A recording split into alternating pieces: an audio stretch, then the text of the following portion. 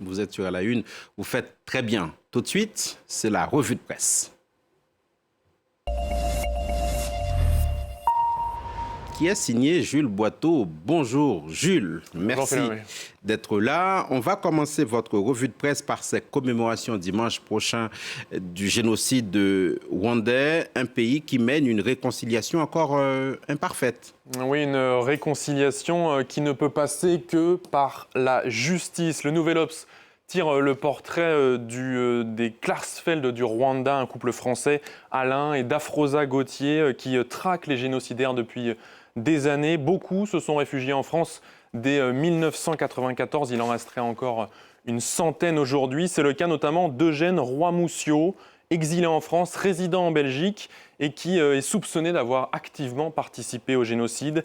C'est grâce aux travaux des époux Gauthier que l'homme va être jugé en France en vertu de la compétence universelle après avoir été condamné par contumace au Rwanda à perpétuité en 2007. La France, qui par la voix d'Emmanuel Macron, a encore une fois reconnu la responsabilité de Paris dans ce drame, ce qui amène Jules Boiteau à la question du silence parfois complice de la communauté internationale.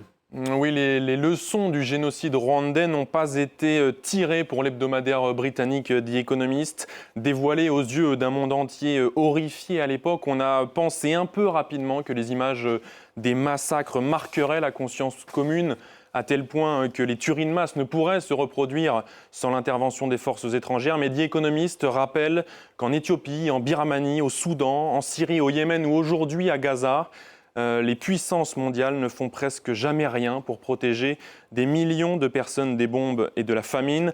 La responsabilité de protéger, principe adopté aux Nations Unies à l'unanimité en 2005, a implosé après l'intervention en Libye, décrite par The Economist comme le péché originel. Conséquence, en 2013, quand Bachar el-Assad utilise des armes chimiques sur des civils, le président américain de l'époque, Barack Obama, a créé un précédent. Il évoque des lignes rouges sans pour autant intervenir quand elles sont dépassées. Autre témoignage dans la presse hebdomadaire également, Jules Boiteau, celui d'une dizaine de femmes qui brisent le silence sur les violences sexuelles dans l'armée, la Grande Muette. Oui, elle décrète la fin du silence dans la Grande Muette. C'est une nouvelle étape dans le mouvement MeToo, assure Paris Match. Traumatisée mais digne, une dizaine de femmes témoignent donc, comme Ninon, 23 ans, qui se dit broyée par le sentiment d'injustice. Agressée sexuellement par son supérieur il y a quelques années.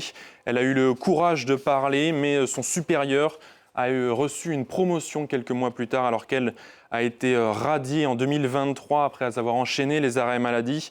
Une impunité généralisée, rapporte Marche, car sur les 226 cas de violences sexuelles ou d'outrage sexiste signalés dans l'armée en 2023, à peine la moitié a fait l'objet de sanctions disciplinaires. On jette un coup d'œil maintenant à l'Express qui raconte les entraînements des sportifs ukrainiens en vue des JO, malgré la guerre. Oui, ce sont des champions qui rêvent de jeu. À lire dans l'Express cette semaine, l'hebdomadaire qui nous plonge à Kiev dans le quotidien des entraînements menacés par les missiles ou les drones, comme l'équipe de plongeon qui plusieurs fois par jour interrompt son entraînement pour se réfugier sous la piscine, dans les abris.